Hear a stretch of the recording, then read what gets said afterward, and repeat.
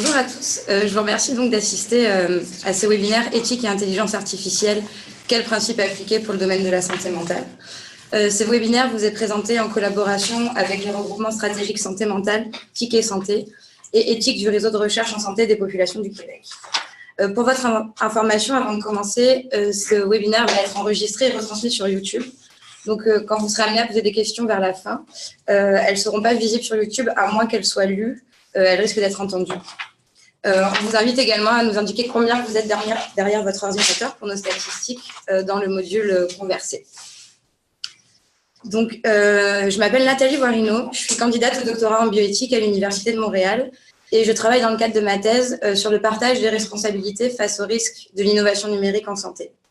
J'ai le plaisir aujourd'hui d'animer la discussion qui va avoir lieu avec nos deux conférenciers. Donc, Karl Merck, qui est chargé de cours et doctorant en psychologie à l'Université du Québec à Montréal et qui est psychologue en France. Il se spécialise dans le numérique en prévention en santé mentale et travaille sur les enjeux éthiques dans le domaine. Il travaille également sur les darknets et la prévention par SMS auprès des femmes enceintes.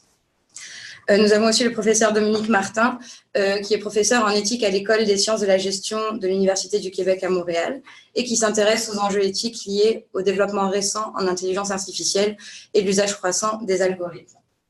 Ses autres principaux intérêts de recherche portent sur la question de la justice et de l'égalité sociale en lien avec la structure de propriété et les modes de gouvernance des entreprises. Donc, nous allons aujourd'hui nous centrer sur une discussion sur l'intelligence artificielle qui est de plus en plus utilisée dans le cadre de la santé, qu'il s'agisse de faire de la prévention, de diagnostiquer des maladies ou de soigner. L'irruption de ces nouvelles méthodes vient bouleverser les codes habituels et soulève d'importants enjeux éthiques et sociétaux. Donc, dans ce webinaire, nous aborderons quel est le besoin de parler d'éthique de l'intelligence artificielle et sera présentée une vision des principaux enjeux qui y sont reliés. Tout le long, nous aurons une emphase particulière sur les spécificités du milieu de la santé mentale. Et pour terminer, les deux conférenciers présenteront des moyens de renforcer la présence de l'éthique dans l'utilisation de l'intelligence artificielle. Donc, Karl, je vais vous laisser la parole. Bonjour à tous, je suis vraiment ravi d'être présent aujourd'hui pour le webinaire avec Dominique Martin. Le but d'aujourd'hui, c'est de vous présenter un aperçu assez condensé et qu'on espère clair de quel lien existe entre l'intelligence artificielle et la santé mentale et c'est quoi les enjeux éthiques qui peuvent survenir quand on utilise des technologies comme l'IA dans notre domaine. On va donc passer en revue aujourd'hui plusieurs des aspects d'abord techniques. On va regarder ensemble comment est-ce que ça fonctionne. On va passer une définition assez rapide de l'IA, puis aussi d'un phénomène qui est très associé et qui était le buzzword il y a 4 ans, le big data. Ensuite, Dominique va vous parler particulièrement des enjeux éthiques importants en matière d'IA parce que, par sa spécialité, il y a beaucoup d'enjeux à prendre en compte pour essayer d'avoir un peu la grande image plus large que celle de la santé mentale. Ensuite, je vais vous présenter quelques applications spécifiques en santé mentale, mais je vais vous présenter ensuite les défis éthiques que j'ai pu relever pour le domaine. Et avec Dominique, ensuite, on va essayer de regarder comment est-ce qu'on peut renforcer de façon plus générale la présence de l'éthique dans le milieu des affaires, chez ceux qui développent l'IA et le machine learning en particulier. Donc après, on présentera également une petite proposition d'outils pour une éthique de l'IA en santé mentale. C'est un protocole, c'est une proposition qui a été co-créée avec plusieurs chercheurs et on aura l'occasion de pouvoir en parler brièvement. Maintenant, la question, c'est pourquoi est-ce qu'on doit parler d'éthique de l'IA en santé mentale aujourd'hui? Bon, tout d'abord, c'est difficile de passer à côté du fait que l'intelligence artificielle, en particulier à Montréal, occupe toute l'attention, qu'elle soit médiatique ou en matière de recherche.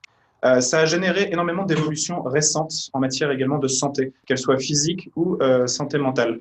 La clinique, la recherche, la santé publique sont désormais confrontées à des nouvelles potentialités techniques et technologiques qui dépassent souvent ce qu'on était capable de faire auparavant. On observe aussi un décalage très important entre la vitesse d'évolution technologique et l'évolution des formations en santé mentale.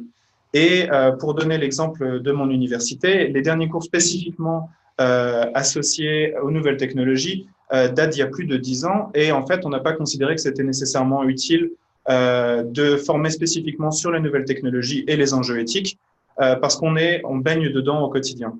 Or, on peut voir qu'aujourd'hui, l'IA en particulier soulève des enjeux qui dépassent très largement le cadre de notre formation et qu'il est important, à mon sens, de s'y former. Et en fait, c'est pour ça qu'aujourd'hui, on estime qu'il y a des besoins potentiels d'une meilleure connaissance éthique, à la fois du côté des développeurs, mais aussi de ceux qui vont l'utiliser, donc en santé mentale, et aussi une meilleure connaissance technique parce que ce sont des outils. Et de la même façon qu'on se familiarise avec les tests qu'on utilise, les checklists qu'on utilise en matière clinique, en matière de recherche, il est également important de bien connaître les outils auxquels on va être confronté.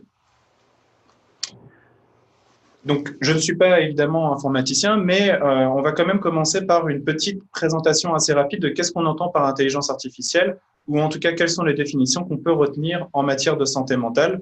Et à la fin de cette présentation que vous recevrez par courriel, il y a également une référence d'un livre qui condense un peu beaucoup de ces informations, et donc vous pourriez y faire référence si vous voulez plus d'informations. Donc, l'intelligence artificielle, c'est le terme qui désigne généralement le domaine qui s'intéresse à l'étude et au design, conception de machines intelligentes. C'est un peu la grande définition de McCarthy, une des personnes fondatrices en matière d'intelligence artificielle, qui a donné cette proposition. En matière de santé, on va parfois parler de Autonomous Intelligence Systems. Et cette appellation, aujourd'hui, peut faire consensus dans certains rapports internationaux. Et les Autonomous Intelligence Systems peuvent aussi bien être des algorithmes que des robots. Donc, on va retenir un peu cette appellation. Le but général de l'intelligence artificielle, ça va souvent être de construire des machines qui sont capables de réaliser des tâches que nous définirons comme requérant de l'intelligence. C'est une des définitions retenues par David Luxton, qui est un des spécialistes en matière d'IA et de santé mentale, qui travaille notamment à l'Université de Washington. Quelques exemples de tâches requérant traditionnellement de l'intelligence, c'est le raisonnement, l'apprentissage, la planification, la résolution de problèmes et la perception. On peut voir que beaucoup de ces exemples peuvent évidemment s'appliquer à notre champ en matière de santé mentale.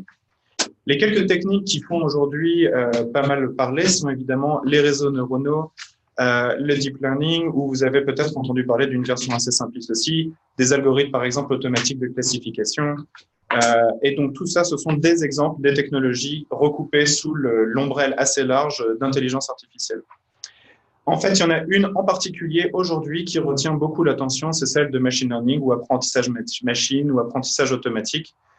Et pour lui donner une définition assez rapide, cette discipline permet à des systèmes informatiques en fait, d'apprendre et d'exécuter des tâches de façon autonome en les entraînant d'abord. Cette discipline s'est développée assez rapidement grâce à la multiplication des données et l'augmentation de la puissance de calcul. Donc ici, une petite mise en garde, l'intelligence artificielle n'est pas un phénomène nouveau, c'est un terme qui prête parfois à débat parce que ce n'est pas une appellation extrêmement technique. Ça regroupe beaucoup de champs technologiques très variés, mais on observe qu'il y a eu une résurgence particulière dans les derniers temps en raison de l'augmentation de la puissance de calcul. Donc ici, Dominique pourra vous parler un peu des deux paradigmes qui existent en matière d'intelligence artificielle. Oui, bonjour à tous. Donc, je commence d'abord par dire que moi aussi, je suis très content d'être ici. Là. Merci aux organisateurs de m'avoir invité. Je suis très content de partager cet espace virtuel avec Carl et Nathalie et les autres personnes. Donc, laissez-moi vous dire aussi peut-être prendre une minute pour motiver la pertinence de la réflexion qu'on a aujourd'hui. Donc, la raison aussi pourquoi on veut parler d'éthique et on veut parler d'éthique dans l'usage de l'intelligence artificielle, c'est parce qu'on pense qu'il est très important de comprendre que ces questions-là, donc le machine learning, les réseaux de neurones et l'automatisation en général dans nos processus de santé, bien, ce n'est pas uniquement qu'une question de technologie. Évidemment, il y a une dimension technologique très importante de développer de nouvelles façons de faire, mais il y a souvent des enjeux éthiques ou des enjeux sociaux plus grands là, qui se cachent dans les décisions que nous prenons, dans la façon dont nous choisissons de concevoir ces systèmes-là, ou même simplement dans les données que nous utilisons pour les entraîner. Donc, c'est un peu ça aussi qu'on va essayer de montrer aujourd'hui. Et pour faire ça, en fait, je pense que sans être trop technique, moi, donc, je suis un éthicien, je ne suis pas un informaticien, donc je ne développe pas de système d'intelligence artificielle. Donc, sans être trop technique, c'est quand même important de comprendre minimalement qu'est-ce qui est nouveau, qu'est-ce qui a changé avec ces nouveaux systèmes d'intelligence artificielle. Donc, comme Carl l'a très bien dit, en fait, si on faisait un peu comme l'arborescence là, de la terminologie qu'on a utilisée. La grande catégorie, c'est intelligence artificielle. Là-dedans, on retrouve toutes sortes de technologies. Et à l'intérieur de ça, il y a une approche de l'intelligence artificielle qui s'appelle l'apprentissage machine ou le machine learning. Et à l'intérieur de ça, il y a une technologie plus spécifique qu'on appelle parfois le deep learning, ou les réseaux de neurones, en fait, les réseaux de neurones profonds. Et c'est surtout ça, ce n'est pas que ça, mais c'est surtout ça qui a mené au développement technologique les plus importants, en fait, dans les dernières années. Et c'est une des grandes raisons pour lesquelles on parle autant d'intelligence artificielle aujourd'hui. Donc, qu'est-ce qu'il y a de particulier avec les réseaux de neurones? Qu'est-ce que ça mange en hiver? Qu'est-ce qu'il y a de différent avec ce qu'on faisait avant? La grosse différence, en fait, c'est que les anciennes applications d'intelligence artificielle étaient, disons, pour utiliser un terme un peu du jargon, là, un peu plus symbolique. On essayait de coder un savoir-faire dans un programme, dans une série d'instructions logiques. Et donc, on avait recours à des êtres humains très compétents qui essayaient de transmettre ce savoir-là dans la machine. Quand il est question de réseau de neurones, donc de machine learning, deep learning, ce qu'on fait est complètement différent. En fait. On crée un système qui ressemble un peu à la structure des réseaux de neurones dans le cerveau humain.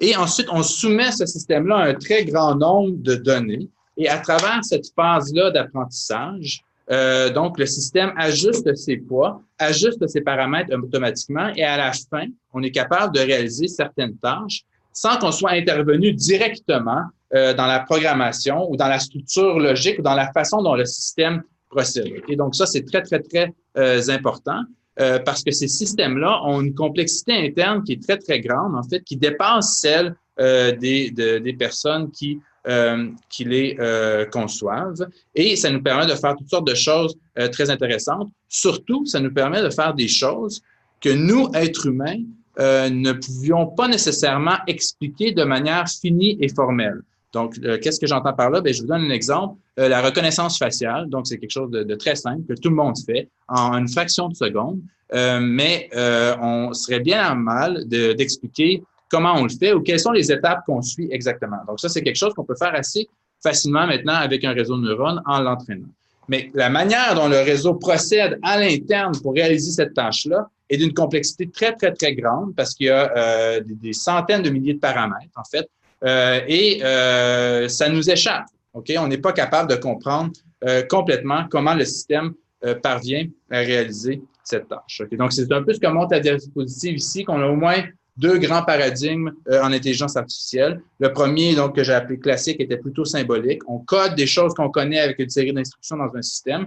Le deuxième, la nouvelle intelligence artificielle, procède d'une manière complètement différente. Donc, j'essaie quand même de ne pas être trop technique, mais je vous donne quand même quelques éléments parce que ça va être important plus loin dans la discussion, en fait, pour comprendre là, les enjeux éthiques qu'on va vouloir soulever. Beaucoup du phénomène en fait, de l'intelligence artificielle que Dominique a bien décrit permet aussi de réfléchir à ce qui a été dit avant sur d'autres phénomènes technologiques qui sont complètement liés. Et en fait, on peut difficilement parler d'intelligence artificielle sans évoquer également le fameux big data ou mégadonnées. Le big data ou mégadonnées, c'est un peu un des lits qui ont permis à l'intelligence artificielle de se développer aussi fort dans les quelques dernières années. Mais c'est aussi tout un champ de réflexion qui a été mené autour de l'éthique des données qu'il est important de prendre en compte si on veut être exhaustif, puis si on veut faire un bon travail.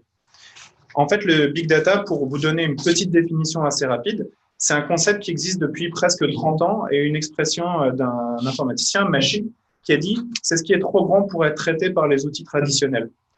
Donc, je pense que pour la majorité d'entre nous, ce qui est trop grand pour être traité par les outils traditionnels ou mon classeur Excel, comme l'avait dit un autre chercheur, c'est pas une définition extrêmement rigoureuse ni précise qui peut nous satisfaire quand on veut travailler en matière d'éthique ou quand on veut travailler en matière de données. Pour vous donner un ordre d'idée, c'est ça, il y avait aussi une définition ou une appellation qui avait été donnée qui était grosse donnée. Donc, grosse donnée, c'est pas exactement, encore une fois, le genre d'appellation qui nous fait plaisir en recherche parce qu'on va avoir du mal à travailler avec ça. Pour autant, le phénomène que ça désigne a une réelle pertinence. Qu'est-ce que c'est? C'est la multiplication actuelle des données et des moyens techniques de les analyser. Cette multiplication de données, on la vit tous au quotidien et elle fait l'actualité assez malheureusement également au quotidien. C'est tout ce qu'on va générer avec nos téléphones, c'est tout ce qu'on va générer avec nos ordinateurs, l'utilisation de sites Internet et ainsi de suite. Il y a beaucoup d'acteurs qui vont rentrer en compte dans la gestion des données, que ce soit les sites Internet qu'on utilise comme Facebook ou que ce soit nous aussi également, on peut avoir un contrôle ou une visualisation de nos données quand on fait, par exemple, on utilise les Apple Watch, les objets connectés et ainsi de suite. Il y a un certain consensus autour des caractéristiques de qu'est-ce qu'on appelle Big Data. On dit que les données n'ont jamais été produites avec autant de vitesse ou de vélocité. Elles n'ont jamais été produites dans un aussi grand volume. La diversité du nombre de données qu'on peut utiliser pour être analysées n'a jamais été aussi importante. On a également une dimension de résolution. Alors, qu'est-ce que ça veut dire? Ça veut dire que les données permettent d'avoir un niveau de précision assez important sur différentes variables qu'on pourrait vouloir étudier. Puis la vitesse, c'est assez facile de comprendre également que dans notre travail, on peut se sentir assez rapidement dépassé par l'évolution technologique, par la rapidité à laquelle elle va. Et de la même façon, on suit un petit peu la vitesse des données qui est produite de façon quasi systématiquement beaucoup plus rapide que tout ce qu'on peut faire. Le grand terme de big données ou grosses données n'est pas tout à fait validé par la communauté technique, mais est repris par le grand public parce que l'image est présente. On n'a pas cependant de critères aujourd'hui de qu'est-ce qui est du big data ou qu'est-ce qui n'en est pas. Quand on réfléchit un petit peu aujourd'hui après à la collusion de l'IA et du big data, ça soulève un grand nombre d'enjeux éthiques qui, encore une fois, dépassent très largement le champ de la santé mentale. Et je pense que le but maintenant aujourd'hui aussi, c'est que Dominique vous introduise un petit peu à qu'est-ce que c'est les grands enjeux éthiques qui sont liés à l'utilisation des données, qui sont liés aux données, à leur analyse. Et en fait, dans la question fondamentale, c'est dans quel bain on baigne un petit peu. Et nous, en professionnels de santé mentale ou en tant que chercheurs qui s'intéressons à ces questions, qu'est-ce qu'on doit prendre en compte comme grande question plus large que nous? OK, donc, est-ce que tu peux changer la diapositive?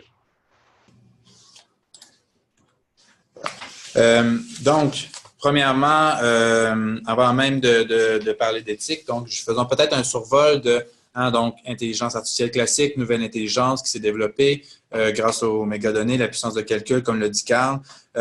Donc, pourquoi c'est aussi important? Qu'est-ce qui a vraiment changé? Il y a au moins 3 choses, en fait. Il y a que les nouveaux systèmes d'intelligence artificielle donc, sont capables, soit dit en passant, je m'excuse si certaines de mes diapositives sont en anglais, donc j'ai utilisé des diapositives d'une autre présentation. J'espère que vous ne vous en formaliserez pas. Mais donc, trois changements importants. Donc, le premier, c'est que ces systèmes-là peuvent accomplir des tâches que nous ne sommes pas capables d'expliquer de manière formelle et finie. Okay? Comment additionner, je ne sais pas, comment diviser 7992 par 23, ça, c'est une tâche qu'on est capable d'expliquer de manière formelle et finie, mais la reconnaissance faciale, ce n'est pas quelque chose qu'on peut expliquer de la même façon. Donc, c'est une division, comme j'ai donné un exemple avant, c'était très facile à faire avec même pas l'intelligence artificielle, mais l'informatique, mais la reconnaissance faciale, c'était très difficile. Donc, ils sont capables d'accomplir ces tâches-là. Mais ensuite, deuxièmement, leurs performances sont égales ou même parfois supérieures à celles des êtres humains. Quand on parle, par exemple, d'analyse d'images médicales, identifier des patterns pour trouver des cellules cancéreuses ou cancéreuses, par exemple, sur des lamelles, ou analyser des radiographies. Donc, les systèmes ont des performances qui sont très, très, très intéressantes et accomplissent ça en une fraction de seconde et parfois sont même meilleurs que les équipes des meilleurs êtres humains, par exemple, pour analyser des radiographies. Et troisièmement, et c'est important de le souligner, c'est qu'on n'a pas nécessairement besoin d'avoir des experts humains pour entraîner la machine. Okay? On a besoin d'avoir le bon système de données et des connaissances minimales, disons, mais c'est suffisant. Okay? Donc, ça offre des possibilités d'automatisation de différentes tâches ou processus dans nos organisations, dans nos institutions, qui est absolument incroyable. Là. Donc, par exemple, si on voulait créer un système, donc un réseau de neurones si moi je crée un réseau de neurones qui analyse des radiographies du poumon pour déterminer si un patient a une tumeur au poumon, moi qui n'ai pas radiologiste, je pourrais le faire pas très difficilement, honnêtement, là, surtout à ce point-ci, là, les outils sont de plus en plus conviviaux. Je pourrais le faire si j'avais accès à suffisamment d'images de radiographie du poumon avec l'information si le patient ou non avait une tumeur. Et si j'avais une banque suffisamment importante d'images, je pourrais entraîner un système qui accomplirait ça maintenant, cette tâche-là dans le futur, même si je ne suis pas radiologue. OK? Donc, ouais, merci.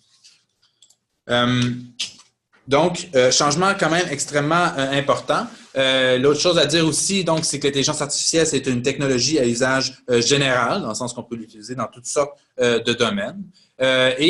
Donc, ça peut amener à des changements extrêmement importants. Ça peut mener à la création de nouveaux savoirs, ça peut nous permettre d'offrir de meilleurs soins de santé, ça peut contribuer de manière substantielle à la création de richesses. Donc, ce n'est pas surprenant qu'on ait un discours extrêmement enthousiaste et optimiste par rapport à tous les bienfaits de l'intelligence artificielle, et on a raison de l'avoir et on a raison de l'alimenter, ce discours. Toutefois, parallèlement à ça, depuis quelques années, il y a quand même un certain nombre d'inquiétudes qui ont émergé face au système d'intelligence artificielle. Donc, ce n'est pas des raisons pour mettre un frein à ce que nous faisons nécessairement, mais c'est un peu des discours qui demandent de se conscientiser, en fait, un certain nombre d'aspects. Est-ce que tu peux changer? Donc, je vais un peu survoler ces aspects-là rapidement. La première chose, en fait, que je voudrais dire, donc là, donc si tout fonctionne bien sur le plan technologique, vous devriez voir une diapositive là, qui est passablement chargée avec un certain nombre de flèches, une ligne du temps. Donc, remarquez bien la période, disons, 2010-2015. C'est là où j'ai un peu situé, j'ai appelé ça l'émergence des applications du machine learning, donc d'apprentissage machine. En réalité, comme Carl l'a dit d'ailleurs, c'est pas vrai parce que l'apprentissage machine, les technologies existaient avant, mais c'est le moment où ça a un peu explosé. Et là, 2012 d'ailleurs, un événement scientifique en 2012, c'est là qu'on a vu les premiers résultats, notamment en classification d'images. Mais après ça, à partir de 2012-2013, il a commencé à avoir de plus en plus d'applications commerciales, surtout auprès des grandes entreprises de technologie au début, mais maintenant, ça l'a rayonné à l'extérieur de ça. Okay?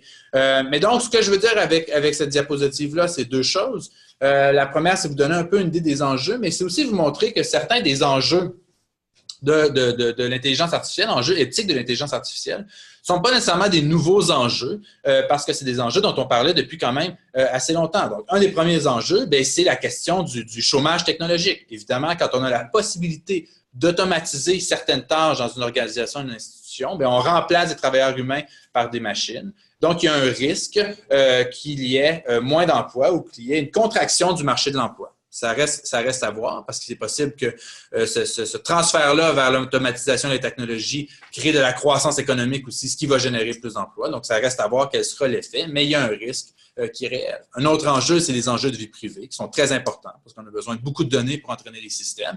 Mais ça non plus, il ne s'agit pas d'un nouvel enjeu. On en parlait déjà beaucoup avec l'émergence des technologies de l'information et de la communication dans les années 2000. On en a parlé encore beaucoup avec les mégadonnées. On n'a pas fini d'en parler, il faut continuer. Mais donc, c'est un enjeu qui est là depuis longtemps. Des enjeux au niveau de la transformation de la société, d'autres questions aussi là, sur l'ontologie de l'intelligence artificielle. Je vais passer rapidement là-dessus. Peut-être parmi les nouveaux discours ou les nouveaux groupes d'enjeux qui ont émergé là, plutôt dans les dernières années, il y a la question qu'on appelle parfois du risque existentiel. Donc, le risque qu'on développe une intelligence artificielle dotée d'intelligence générale qui serait supérieure à celle des êtres humains. Sur le plan technologique, on n'est pas du tout rendu là. Donc, c'est un discours qu'on a un peu laissé de côté depuis une année ou deux, mais il était très présent dans le débat public, là, disons, autour de 2015. Ensuite, tout le mouvement qu'on appelle donc le Fairness, Accountability and Transparency, comment créer des systèmes d'intelligence artificielle qui sont équitables et à propos desquels on peut rendre des comptes et qui sont transparents.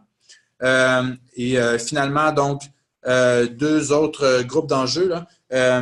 Un qui s'appelle Ethically Aligned AI, où là, on se demande comment on peut créer des systèmes donc, quand un système est autonome, comment on peut faire en sorte que sa prise de décision est assez bien alignée avec la prise de décision des êtres humains. Pensons par exemple à des armes autonomes ici ou des drones ou des robots qui évolueraient dans des environnements humains, dans un hôpital par exemple, ou dans une organisation. Comment s'assurer qu'ils vont prendre des décisions qui sont alignées avec la moralité humaine. Et finalement, ce qu'on appelle parfois la 4e révolution industrielle, où là, il y a beaucoup de liens en fait avec toute la réflexion sur le chômage technologique. On se demande quelles sont les grandes transformations, justement, que l'intelligence artificielle va amener au niveau de l'industrie. Il me reste combien de temps? On a du temps. Ah oui, OK. Bon, parfait. Donc, on me dit qu'on a encore quand même du temps. Donc, je prends quelques minutes pour vous donner peut-être un exemple un peu plus concret là, du type de situation qui pourrait émerger dans le système de santé. Et après, dans une autre partie de la discussion, on parlera plus spécifiquement là, des enjeux pour la prévention du suicide. Mais donc, je vous montre une diapositive ici qui discute d'un cas dont on a parlé là, dans le journal d'éthique de l'AMA, où on imagine, donc on propose de créer ce qu'on pourrait appeler, donc en anglais, c'est Automated Surrogate Decision Making System, disons, que je traduirais là, de manière un peu boiteuse en fait, mais enfin bref, en français, par un système automatisé de substitution à la prise de décision. Hein? Mais donc, grosso modo, c'est qu'on sait maintenant que les systèmes les réseaux de neurones, les systèmes d'apprentissage machine, nous permettent quand même assez bien d'identifier des patterns, des régularités dans les données, toutes sortes de données différentes qu'on peut donner à un système pour l'entraîner. Et donc, la proposition qui est faite ici, c'est pourquoi ne pas utiliser ce système-là, en fait, pour nous aider à savoir ce qu'un patient déciderait dans une situation où il n'est pas apte à donner son consentement. Okay? Donc, dans un contexte de soins médicaux, il arrive souvent donc qu'un patient donc c'est difficile de communiquer avec un patient, il est inconscient ou il n'est pas pleinement conscient, donc il n'est pas apte à donner un consentement libre et éclairé. Et donc, la proposition qui est faite ici, c'est de dire, pourquoi on n'essaierait pas d'utiliser toutes sortes de données sur les décisions que des patients ont prises par le passé et d'entraîner un réseau de neurones avec ces données pour essayer de prédire, en fait, la décision que le patient prendrait selon toutes sortes de paramètres, l'âge, le sexe, l'historique médical, je ne sais pas moi, le poids, l'emploi, toutes sortes d'informations. Et dans les situations où donc le patient ne pourrait pas donner son consentement, on pourrait se tourner vers ce système-là pour savoir ce que le patient prédit, essayer de prédire ce que le patient déciderait et utiliser ça un peu comme une aide à la décision pour le personnel médical. Okay? Donc, ça, c'est quand même... Donc, technologiquement, on n'est pas rendu là. À ma connaissance, il n'y a pas d'équipe vraiment qui essaie de développer sérieusement ce type de système-là. Mais la proposition est néanmoins sérieuse, dans le sens que on l'a fait en se questionnant vraiment comment on pourrait réaliser ce type de système. Okay? Donc, selon peut-être où vous vous situez, vous trouvez peut-être l'idée très intéressante ou au contraire, elle vous semble tenir pratiquement d'une dystopie futuriste, là, ça peut être un ou l'autre. Donc, mais j'aimerais juste donc attirer votre attention sur un peu les enjeux que ça peut soulever, ce type d'application-là de la technologie dans le système de santé. Donc, il y a au moins 5 enjeux différents. Donc, quand on veut utiliser les réseaux de neurones dans le système de la santé, la première, c'est que si on choisit d'automatiser certaines tâches, déjà à un niveau très, très fondamental au premier degré, ça va soulever toutes sortes d'enjeux au niveau de la gestion des ressources humaines, en fait, parce qu'on va se trouver à remplacer le travail d'être humain par des machines. Donc, ça peut mener à des pertes d'emploi. À tout le moins, ça amène à une restructuration qui peut être passablement importante là, d'organisations, de différentes organisations médicales. Et cette transformation-là, on est en train de la vivre en ce moment. Donc, le système que je vous ai parlé là, il y a 2 minutes n'existe pas encore, mais c'est à Montréal, à l'international, on a fait le virage de l'intelligence artificielle. On met énormément de ressources sur l'intégration de la technologie dans nos processus de soins. Et donc, ce virage-là, il est en train de se faire et on développe en ce moment toutes sortes d'outils pour aider le personnel médical à prendre des décisions. Okay. Un autre enjeu, en fait, c'est des possibles enjeux de discrimination et de biais. Okay? C'est important de savoir que, donc, quand on crée un réseau de neurones, il faut l'entraîner avec des données et des données, il n'y a aucune donnée qui n'est pas biaisée. Okay? Il y a toujours un biais d'une façon ou d'une autre. Donc, dans notre système, disons, imaginons le système dont je parlais tout à l'heure, ben si notre hôpital est fréquenté majoritairement par des francophones blancs, donc qui sont nés au Québec, qui ont grandi au Québec toute leur vie, et on a très peu de minorités visibles, par exemple, qui fréquentent l'hôpital. Mais si on entraîne notre système avec ces données-là, il est possible que le système soit un très, très bon prédicteur de la décision qu'un blanc francophone d'origine québécoise prendrait, mais un très, très, très mauvais prédicteur de la décision qu'une personne issue d'une autre minorité ethnique, par exemple, pourrait prendre. Okay? Donc, il y a toujours des données qui sont biaisées. Les données sont toujours biaisées d'une façon ou d'une autre. Et c'est un enjeu très, très, très important. Et c'est difficile d'y faire face parce que je ne dirais pas tout de suite, là, je vais parler des autres enjeux avant parce qu'ils sont liés. Okay? Donc, deuxième enjeu, discrimination et biais. Troisième enjeu, c'est la transparence. Donc, ces systèmes-là, quand on choisit d'automatiser, souvent, donc, on repose sur des solutions technologiques, sur des programmes informatiques, sur des systèmes informatiques. Souvent, il y a des enjeux d'opacité, en fait. Parce que c'est souvent une autre entreprise ou organisation qui développe le système. Ceux qui utilisent le système comprennent pas dans les moindres détails comment il fonctionne. En général, on a cette problématique-là. Mais quand il est question de machine learning et de réseau de neurones, là, la problématique est exacerbée parce que, comme je vous l'ai dit tout à l'heure, donc ce qui se passe à l'intérieur du système, on ne le comprend pas complètement. Okay? Tout simplement parce que sa complexité est très, très grande. On a une information parfaite sur ce qui se passe à l'intérieur d'un réseau de neurones,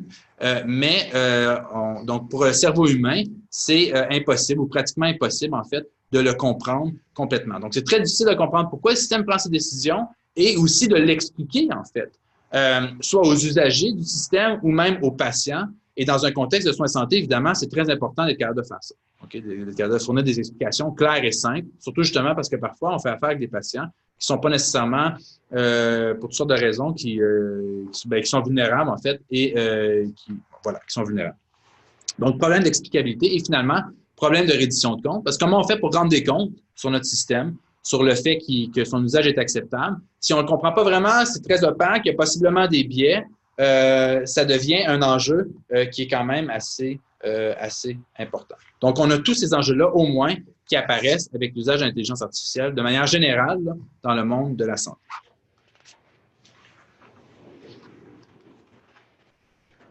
Donc, comme Dominique l'a présenté, on peut voir que les enjeux sont assez immenses.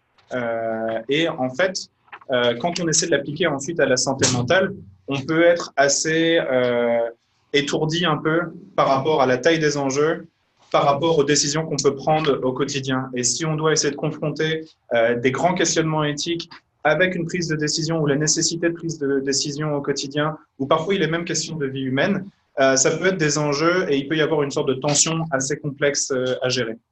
Il y a plusieurs applications possibles en santé mentale qui recoupent ce que Dominique a dit. En fait, pour David Loxton, on peut utiliser l'intelligence artificielle en santé, ou elle est utilisée aujourd'hui dans plusieurs cas. On peut voir la variété. C'est d'abord de l'aide à la décision ou au diagnostic, c'est-à-dire à partir, par exemple, de données hospitalières, de dossiers cliniques. Est-ce que le clinicien serait en mesure d'avoir accès à une sorte, par exemple, de système de classification en fonction du niveau de risque? Par exemple, pour la prévention du suicide, c'est des questions qui sont en train de se poser. Quand un clinicien rencontre un client ou un patient, est-ce qu'il va avoir, par exemple, un moyen d'avoir une sorte de drapeau rouge ou drapeau vert qui va lui indiquer est-ce que la personne que j'ai en face de moi est à risque? C'est aussi quelque chose qui est à l'étude, notamment, par exemple, dans les lignes d'aide ou lignes d'écoute par clavardage, par Internet et ainsi de suite. Ensuite, on a le repérage. Alors ça, c'est vraiment une question quasiment de ce qu'on appelle l'infodémiologie, c'est-à-dire de l'épidémiologie à partir des données informatiques. Donc, qu'est-ce que ça peut être? On est dans une dimension quasiment d'anticipation du risque, par exemple, après le décès d'une célébrité connue, essayer de repérer est-ce que les personnes parlent sur les réseaux sociaux numériques comme Twitter par exemple ou Facebook, beaucoup du suicide. Est-ce qu'ils parlent de méthode? Si la méthode de suicide utilisée par une personne célèbre a été diffusée, est-ce qu'on peut observer des sortes d'inquiétudes ou de mentions de ça, par exemple, sur les réseaux sociaux? Le repérage également peut se faire en matière d'anticipation des besoins pour les services publics. Et beaucoup de gouvernements, par exemple, notamment en Australie, sont en train de se poser la question de faire une sorte de système automatisé où on va croiser les différentes données publiques qu'on peut avoir. Donc, que ce soit les données, par exemple, l'équivalent de la RAMQ, avec les données issues, par exemple, de la fréquentation des services d'urgence, des dossiers cliniques, et ainsi de suite. Ensuite, on a le domaine très large des agents affectifs ou conversationnels de type chatbot. En fait, la question, c'est est-ce qu'on peut aujourd'hui offrir des lignes de des soins de première ligne ou d'urgence, ou au moins une intervention d'urgence, simplement pour avoir une personnalité ou une présence numérique qui vous répond en premier lieu. Ça commence à être utilisé notamment en matière de soins thérapeutiques, et on va le voir juste à côté. C'est notamment un outil d'assistance pour les cliniciens qui veulent justement, on ne peut pas être présent tout le temps avec les patients ou les clients, et donc proposer un chatbot qui vous permet de vous entraîner, d'exercer certaines stratégies, par exemple pour réduire votre stress ou votre anxiété, c'est une des choses qui sont à l'étude et qui commence à être fait notamment à Montréal. Et ensuite, on a la santé prédictive ou big data qui est en lien avec le repérage, où là, on se pose des questions à un niveau vraiment national, voire international. Est-ce qu'on pourrait être en mesure de prédire, par exemple, les taux de suicide ou les taux de dépression en fonction de populations ou de sous-échantillons à partir de données, de différents croisements? Et le but ici, c'est clairement, au niveau public national, d'avoir une meilleure image de quelle est la situation ou l'état de santé général de mon pays, de sa population, et essayer de regarder est-ce que dans le futur, je serai en mesure de savoir qu'est-ce qui est possible.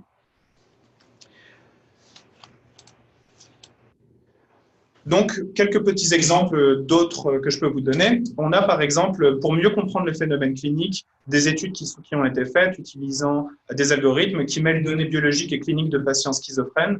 Et le but, c'est d'avoir une sorte de meilleur état ou suivi de leur état de santé mentale et d'essayer de voir est-ce qu'il y a une forme de temporalité, est-ce qu'il y a des cycles dans l'apparition de leurs symptômes.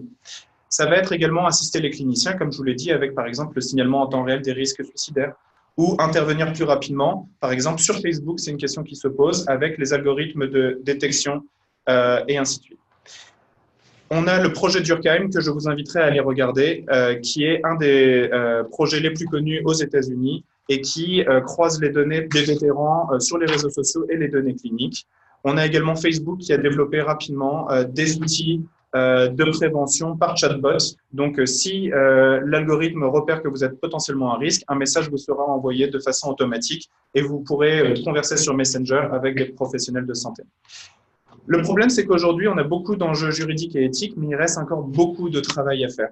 On peut voir qu'on est dans une vision quasiment binaire entre attention au danger et en même temps, vous allez sur le site d'IBM ou de tous les prestataires de services, vous avez un meilleur futur, des projets emballants qui vous sont proposés ou comment résoudre tous les problèmes auxquels vous étiez.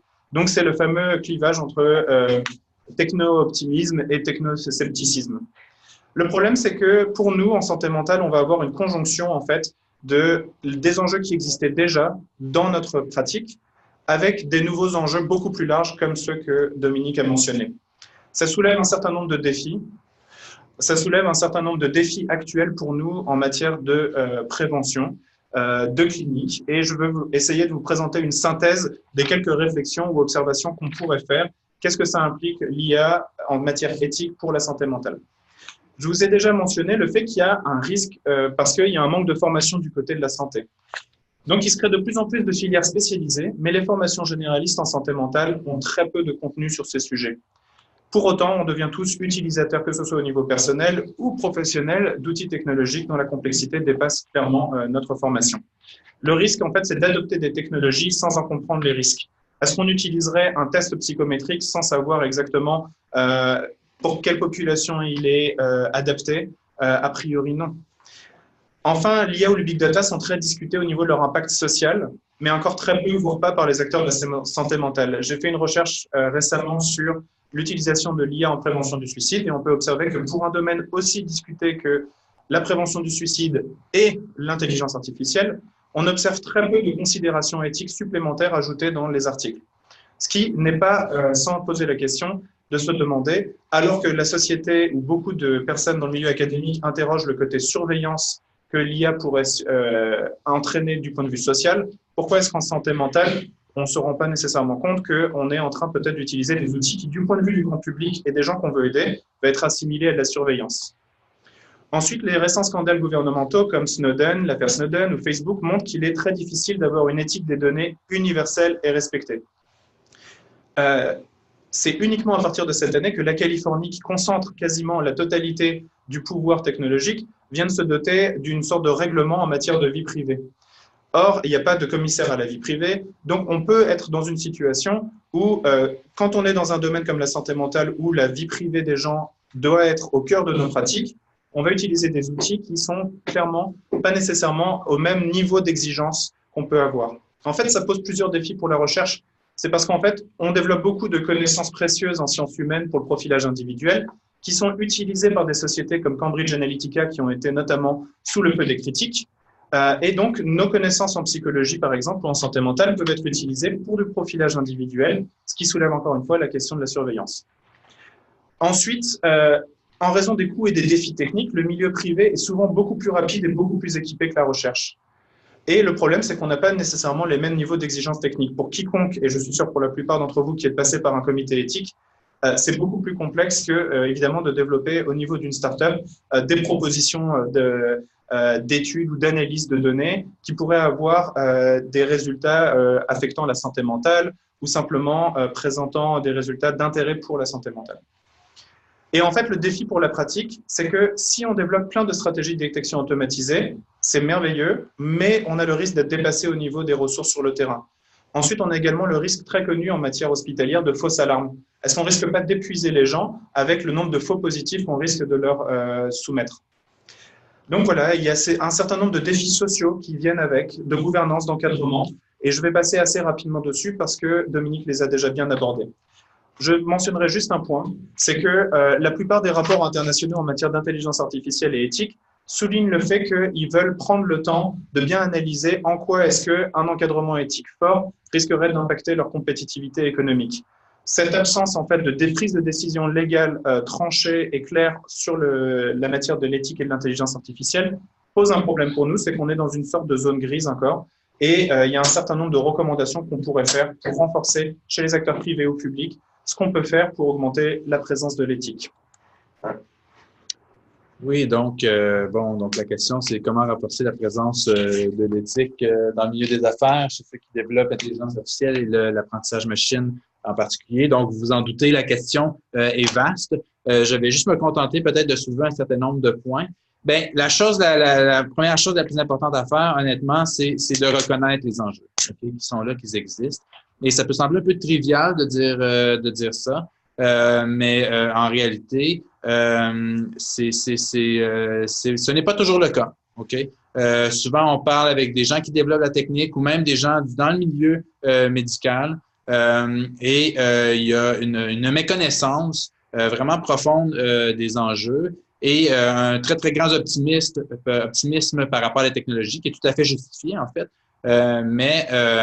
Donc, c'est important de réaliser qu'il y a des enjeux, notamment au niveau des biais de la discrimination. Donc, des gens qui travaillent, donc des scientifiques qui travaillent dans le monde médical sont très conscients de l'idée de biais et de possibles discriminations qui peut en résulter.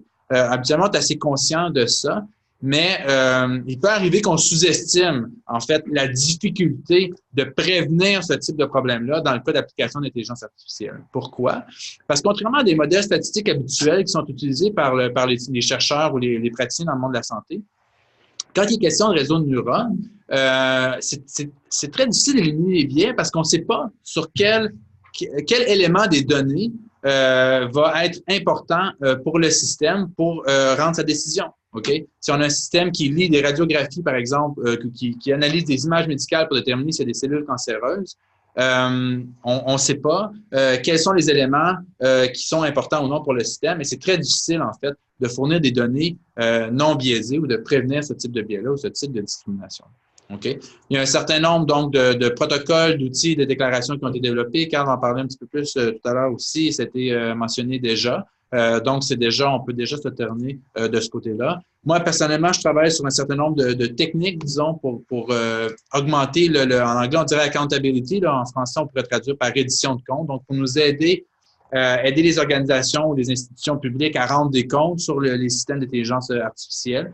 C'est difficile, étant donné la très grande complexité, les problèmes d'explicabilité qu'on a avec des réseaux de neurones. Je pourrais en dire plus, en fait, sur les techniques spécifiques. Là, vous voyez, j'ai écrit transparence du code, mais j'ai écrit que c'était insuffisant. Et après ça, il y a ce que j'appelle techniques exogènes, endogènes. La division n'est pas tellement importante, mais je pourrais vous en dire plus sur les techniques si ça vous intéresse pendant la période de questions. Mais sinon, je vous dirais finalement, si dans vos organisations où en fait vous êtes confrontés à, vous devez prendre la décision, est-ce qu'on développe un système d'IA, est-ce qu'on choisit d'automatiser certains processus, ou vous êtes confronté à une situation où ça a déjà été fait, donc on a déjà recours à un système d'intelligence artificielle. Je dirais qu'il y a 3 questions importantes qu'il faut se poser en fait. Mais la première, il faut se poser une question, et chacune des questions en fait nous amène à faire appel, je crois, à des spécialistes différents, ou à des gens qui ont une expertise différente. Donc, la première question, évidemment, c'est une question de la validité technique du système qu'on essaie de développer. Et c'est pas si facile, comme je vous dis.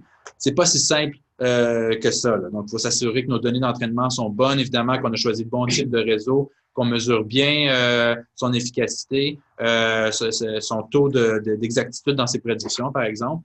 Donc, sur le plan technique, ce qu'on fait, c'est valider. Et là, on a besoin de spécialistes en apprentissage machine ou d'informaticiens ou d'autres types de spécialistes pour nous aider à répondre à ce genre de questions-là. Et l'autre question qu'il faut se poser dans un deuxième temps, même si on a un système qui est valide, qui fonctionne bien sur le plan technique, c'est l'adéquation, en fait, de ce système-là avec les buts de notre organisation. Donc, je vous donne un exemple. Supposons que je suis un petit organisme qui œuvre dans la prévention du suicide. Et là, j'ai réussi à créer cet incroyable algorithme qui va aspirer là, tout ce qui se passe sur Twitter, Facebook, dans les nouvelles et dans le bottin de téléphone et réussi à prédire de manière quand même assez précise le risque qu'un individu X soit tenté de comportement suicidaire ou non. Supposons que je mets un système en place et ça me mène à finalement un peu laisser aller tout un groupe de 20, 30, 40 bénévoles qui, auparavant, étaient là un peu pour répondre au téléphone s'il y a des gens qui appelaient dans l'organisation. Okay? Peut-être que cette décision-là, finalement, ça mène à quelque chose qui n'est pas vraiment conforme avec les buts de mon organisation, parce que pour moi, le rapport avec les bénévoles, la prise en charge peut-être des individus là, qui travaillaient pour l'organisation était importante. Et là, je ne peux plus le faire nécessairement avec ce système-là automatisé.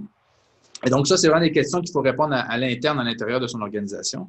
Et troisième type de question, c'est les problématiques plus larges, problématiques sociétales qui sont plus grandes. Exemple, je crée un système donc pour prévenir les risques de suicide, mais évidemment, les données que j'ai, c'est surtout des données sur des blancs francophones, urbains, disons, qui sont très présents dans les médias sociaux, on va dire, et pour lesquels je peux avoir beaucoup d'informations. Et je me rends compte que mon système, en fait, a très peu de données sur les populations autochtones, pour toutes sortes de raisons. À ce moment-là, qu'est-ce que je fais? Est-ce que je choisis de laisser tomber le système ou non? Donc, il y a d'autres enjeux techniques parce que le système n'est pas invalide sur le plan technique. Ça peut être conforme avec les buts de mon organisation, mais il y a des enjeux éthiques, enjeux sociétaux qui sont plus grands aussi. Donc, une proposition en forme de conclusion, c'est, comme on l'a dit, l'éthique, c'est un sujet très large et comme quelque chose que Dominique m'avait dit il y a quelques années, parler d'éthique, c'est bien beau, mais il faut savoir exactement de quel concept on parle et il faut de la précision. Et on peut voir qu'aujourd'hui, la vie privée est considérée comme le principal enjeu éthique, mais il y en a un grand nombre. Et pour essayer en fait de rendre tout ça plus intelligible, il y a une initiative que j'ai co-développée avec plusieurs chercheurs qu'on a appelée le Canada Protocol ou Protocole canadien, qui est une initiative en accès libre. Vous pouvez y aller sur canadaprotocol.com et son but, c'est de proposer en fait une checklist pour dépasser ce qu'on pourrait appeler comme la surcharge morale telle qu'elle a été nommée dans les rapports internationaux, c'est-à-dire le fait d'être complètement dépassé par les enjeux beaucoup trop importants en dehors du champ de compétences. Donc, cette checklist, il y a plusieurs outils qu'on développe et il y a notamment une checklist en matière de santé mentale qui est gratuite, accessible sur le site et qui passe en revue plusieurs grands sujets. Tout d'abord, la description des systèmes intelligents autonomes. Le but, c'est que l'utilisateur ou développeur de l'IA se pose les questions essentielles qui existent dans la littérature. On a regroupé toutes les grandes questions qui existaient dans les rapports internationaux. On a essayé de les synthétiser, de faire des questions précises pour que vous puissiez passer en revue l'utilisation de votre algorithme ou de votre système intelligent autonome ou de votre robot et que vous regardiez un peu les différents enjeux, vie privée, transparence, sécurité, risques précis liés à la santé et les biais. On peut être aussi bien confronté à des enjeux comme celui de tromper les personnes qui pensent être avec un humain si on crée un chatbot alors qu'en fait c'est un système intelligent. Donc voilà, ces quelques exemples montrent que la santé mentale ne peut pas faire l'impasse sur les questions éthiques et en matière d'intelligence artificielle si on veut saisir le plein potentiel et savoir aussi faire le choix et discriminer. On vous propose ici un livre pour aller plus loin et on vous remercie pour votre attention. Merci beaucoup, Karl et Dominique. On va maintenant passer à la période de questions, mais avant ça, je vais vous inviter à nouveau à inscrire dans le module Converser le nombre de participants qui est présent dans votre salle si vous êtes plus d'une personne derrière votre ordinateur. Pour poser vos questions aux conférenciers, vous avez donc le module questions et réponses Q et R situé en bas de votre écran. Et j'ai donc déjà deux questions ici. Une première question de ZoomAnandDB, qui est avec des statistiques sur les risques d'erreurs provenant des analyses à partir des données imparfaites ou insuffisantes. Je peux donner l'exemple en prévention du suicide où il y a un premier problème, c'est que il y a en effet des études qui sont faites sur, par exemple, la détection du risque suicidaire à partir de données cliniques ou aussi bien à partir de données de réseaux sociaux. Et pour l'instant, les modèles peuvent montrer qu'ils sont très efficaces, par exemple à 95% ou à 90%. Le problème qui se pose, c'est notamment en matière de prévention du suicide, c'est celui numéro 1 de qu'est-ce qu'on fait de ceux des 5% qui sont oubliés. Donc, est-ce que ce sont des vrais positifs qu'on aurait oubliés ou qu'on a oublié de détecter? Il y a une question de responsabilité. Si on est en mesure de détecter, si on est en mesure d'aider, par exemple, en prévention du suicide ou en santé mentale en général, on est dans l'obligation d'aller porter de l'aide. Mais en prenant le risque de louper des personnes, d'en manquer, ça soulève la question de qui va porter la responsabilité. Est-ce que l'État peut se permettre de la porter? Et il y a des questions qui sont encore assez peu résolues. Et l'autre problème qui vient, c'est que par exemple, en santé mentale, on voit qu'il y a des initiatives qui sont faites à partir de données qui sont très intéressantes et qui vont utiliser malheureusement des outils qui déjà, dans la clinique et la pratique, ne sont pas reconnus comme assez appuyés par la science. Par exemple, en matière de prévention du suicide, la plupart des outils qui ont été utilisés pour la détection du risque suicidaire dans les hôpitaux, dans les centres d'intervention, il y a eu des méta-analyses pour regarder est-ce qu'ils sont efficaces, est-ce qu'ils ont été appuyés par des données probantes, et on voit que pour 90% d'entre eux, non. Donc la question, c'est quel outil on utilise, et encore une fois, c'est un peu la question de la réplication ou de la discrimination. Si vous prenez un outil qui ne fonctionne pas et que vous le mettez à plus large échelle avec un système intelligent, vous risquez peut-être de répliquer des discriminations, répliquer des biais, répliquer des erreurs à un beaucoup plus grand niveau. Donc oui, il y a un potentiel. Malheureusement, il y a beaucoup de questions, notamment en matière de santé mentale, de responsabilité, de risque, qui méritent d'être éclairées un peu plus. Je vais juste rajouter un élément là-dessus aussi. Donc, c'est important de réaliser que le problème est potentiellement plus important là, dans le cas de réseaux de neurones d'intelligence artificielle. Parce que, bon, la prédiction statistique, on en faisait avant, on en fait tout le temps, on continue à en faire. Mais avec les modèles qu'on crée en ce moment, on sait quelles sont les variables qu'on utilise, OK? Et on peut quand même utiliser un certain nombre de techniques pour éviter qu'il y ait des biais dans ces variables-là. C'est pas parfait non plus, c'est un enjeu, mais on sait les variables qu'on utilise. Quand on utilise un réseau de neurones, bien souvent, on peut fournir au réseau un très grand nombre de données, structurées ou non, mais on ne sait pas exactement quels sont les éléments dans ces données-là, où est-ce que le réseau va voir ces patterns. Donc, c'est beaucoup plus difficile de prévenir la discrimination quand on ne sait pas comment le système fait ses prédictions. Pourquoi on ne sait pas comment? Bien, là, je répète des choses que j'ai déjà dites, mais parce qu'il y a une extrême complexité à l'intérieur du système et donc, on ne comprend pas complètement comment il arrive à produire sa prédiction, par exemple, ou donner sa réponse. Merci beaucoup. J'ai une deuxième question de Kaltoum Arati, qui me semble être plutôt pour Dominique, et qui concerne the Automated Surrogate Decision Making. La question, c'est est-ce que les personnes devront donner leur consentement pour utiliser ces données personnelles pour que l'intelligence artificielle puisse prédire la décision? et il est mentionné que c'est une question éthique pour le partage ou non des données. Donc, là, c'est notre discussion très hypothétique là, parce que le système n'est pas mis en place et il n'existe pas. Donc, j'ose espérer que oui, on va demander aux patients de fournir leur consentement. Maintenant, en ce moment, dans le monde médical, il arrive très souvent là, que nos données premièrement, sont utilisées de manière qu'on ne contrôle pas vraiment. Là. Et quand elles se promènent, elles peuvent être utilisées par d'autres organisations, aussi par des intermédiaires. Donc, il y a beaucoup de travail à faire à ce niveau-là de manière générale. Mais aussi, nos données sont utilisées pour développer toutes sortes d'applications en ce moment. Ce qu'on va faire typiquement, c'est qu'on va les anonymiser. Pour qu'on puisse pas reconnaître l'identité des individus, mais les données sont utilisées. Et je rajouterais qu'il y a des initiatives qui commencent à se poser pour justement, est-ce qu'on peut avoir des données éthiques en santé? Et le CHUM à Montréal a maintenant un centre de données de santé qui peuvent être utilisées pour les recherches en intelligence artificielle. Et ils essaient de répondre à cette question parce que le consentement, c'est le problème constant qu'on a en matière d'utilisation des données. Est-ce que vous êtes conscient que Facebook est en train de faire un repérage systématique du risque de dépression ou du risque suicidaire? Dans la plupart des cas, non. Et il y a une étude de 2014 qui avait été faite sur est-ce que si je change le nombre de messages positifs ou négatifs qui apparaissent sur votre page Facebook, est-ce que vous allez avoir tendance à produire plus ou moins de messages négatifs? Et ils se sont rendus compte que oui, plus on a de messages négatifs, plus on en produit également. Mais le problème qui avait été soulevé, c'est qu'ils ont fait cette étude sur plusieurs dizaines de milliers de personnes sans avoir demandé le consentement. À partir du moment où ça a été su, ils ont changé les conditions d'utilisation quasi immédiatement. Facebook est sur le radar de beaucoup de gens, donc eux l'ont changé sous la pression. Mais combien d'initiatives sont faites actuellement, notamment dans le secteur privé, sans la recherche ou la conscience explicite de est-ce qu'il y a eu un consentement libre et éclairé? Même juste directement dans le monde médical, là, si on pense à des technologies qui sont là depuis un certain temps, là, comme les, là, je m'excuse, le terme français m'échappe, mais les pacemakers, là, donc pour régulariser le cycle cardiaque, ces données-là peuvent transmettre en continu, en fait, des données. Et là, c'est peut-être le système de santé publique qui est responsable du soin, mais c'est souvent l'entreprise privée qui a développé ce système, en fait, qui analyse des données, qui fournit des informations.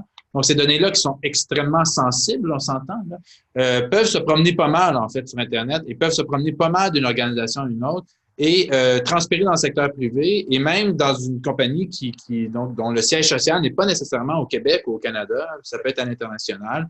Donc, il y a vraiment beaucoup de travail à faire. Et donc, pour répondre à la question, l'objectif, c'est que oui, les gens vont donner leur consentement, un consentement éclairé. C'est pas tout de consentir. Il faut savoir à quoi on consent parce que c'est compliqué avec les données, mais on n'est pas rendu là. Il y a beaucoup de travail qui reste à faire encore.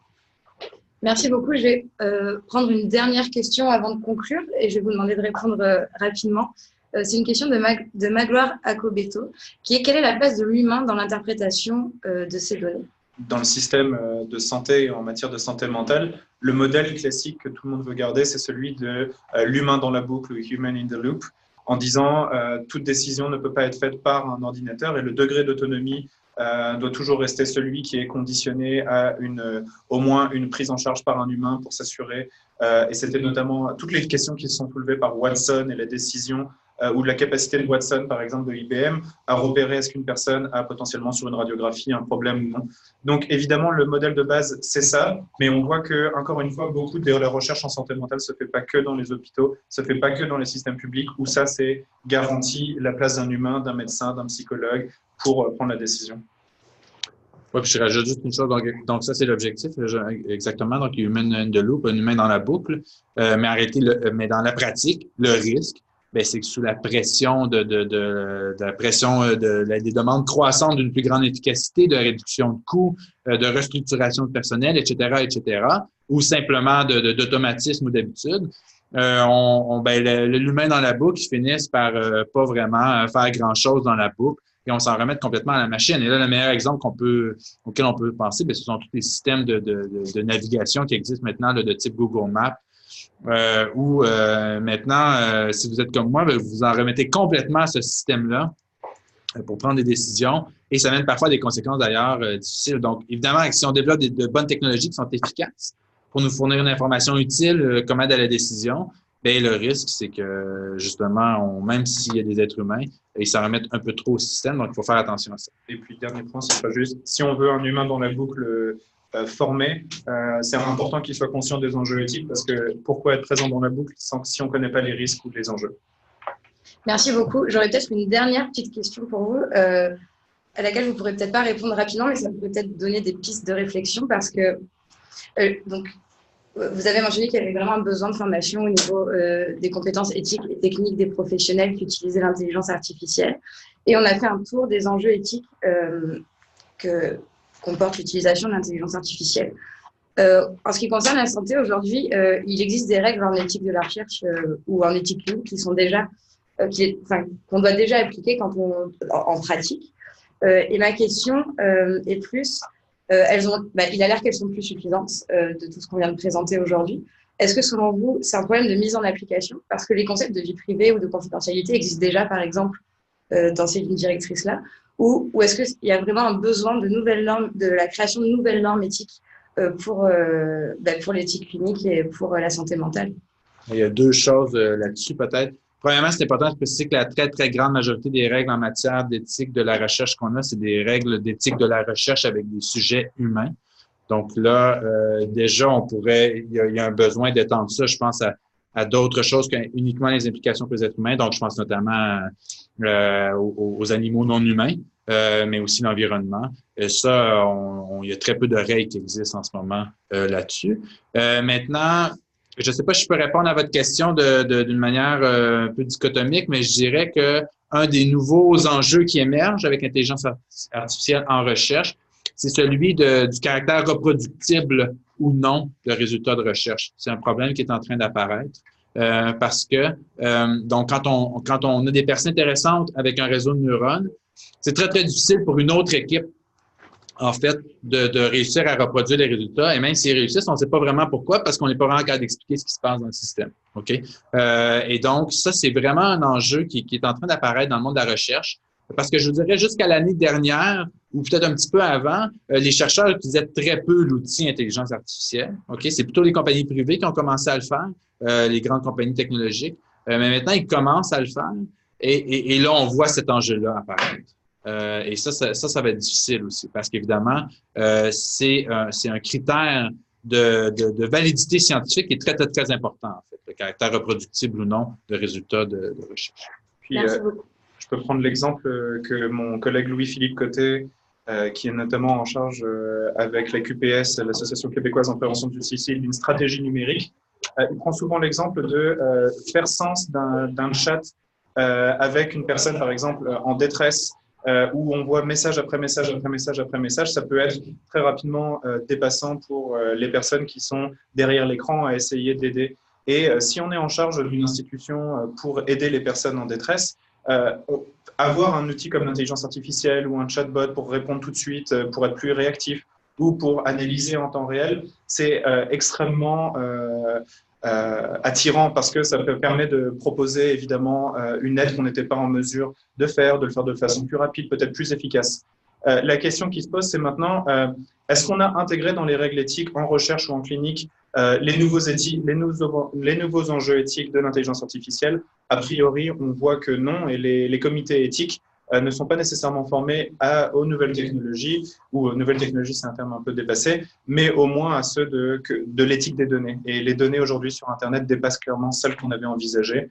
Et faire aujourd'hui de l'analyse de données en santé, c'est pas uniquement faire de l'analyse de données hospitalières ou cliniques, ça peut être également utiliser l'heure d'utilisation d'un téléphone portable. Donc, c'est des choses qui dépassent clairement notre domaine. Donc, moi, je dirais qu'il faut de nouvelles règles. D'accord, merci beaucoup. Et donc, de la formation pour les personnes versées en éthique aussi. Absolument. Merci. Donc, je vais conclure. Donc, je tiens d'abord à vous remercier encore une fois, Dominique Martin et Karl Mörk, pour vos présentations. Merci beaucoup. Je vous remercie aussi à tous d'avoir assisté et participé à ce webinaire. Je vous informe que vous recevrez dans les prochains jours un courriel pour l'évaluation du webinaire d'aujourd'hui, ainsi que des liens pour obtenir le PDF de la présentation qui a été faite et de visionner l'enregistrement du webinaire. Merci à tous encore une fois d'avoir participé à ce dernier webinaire de la saison. Et bonne journée à tout le monde.